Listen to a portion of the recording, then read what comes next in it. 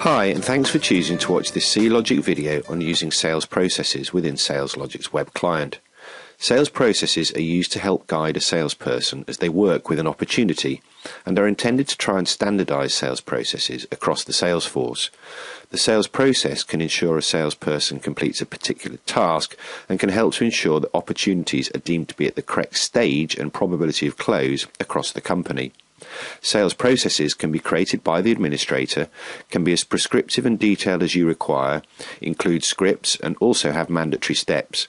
Multiple processes can be created for different types of sale. Once the sales processes have been created, the salesperson needs simply apply the required one to an opportunity by navigating to the Sales Process tab of a recently added opportunity. Remember that a default process can be assigned to every opportunity added by going to Options and clicking on the Opportunities tab.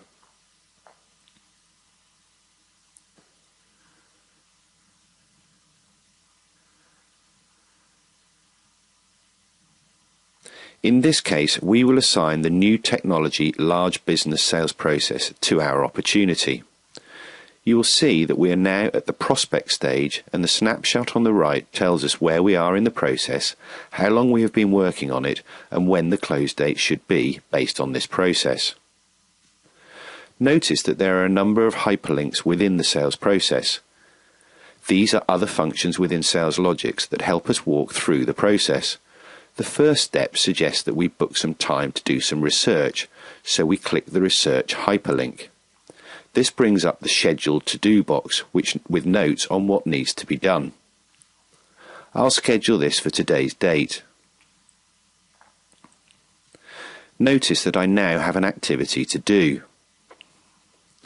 Let's fast forward and pretend I've done my research, so I complete the activity.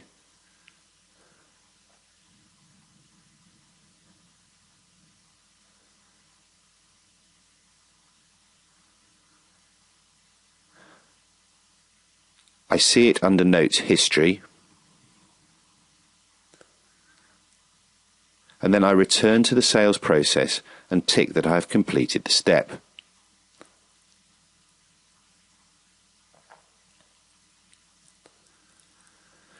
Next is the initial call, so I click the hyperlink and schedule the phone call. Again, note the script in the Notes field.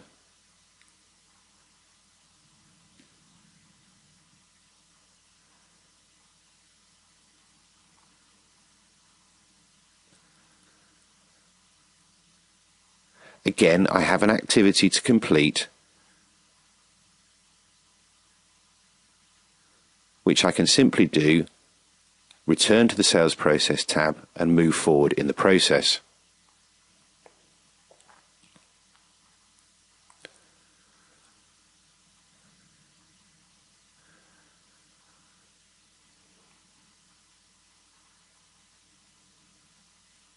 Notice now that the stage has moved to the qualification stage and the close probability has changed to 10%.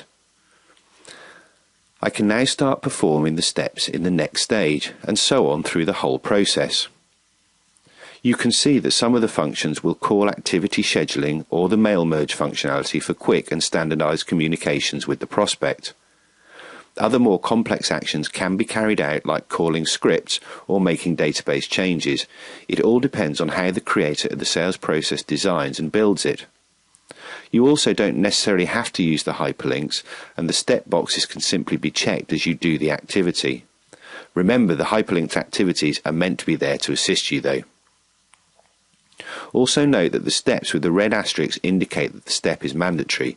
If you try to move on to a new stage without completing a mandatory step, the system will not allow you to do so.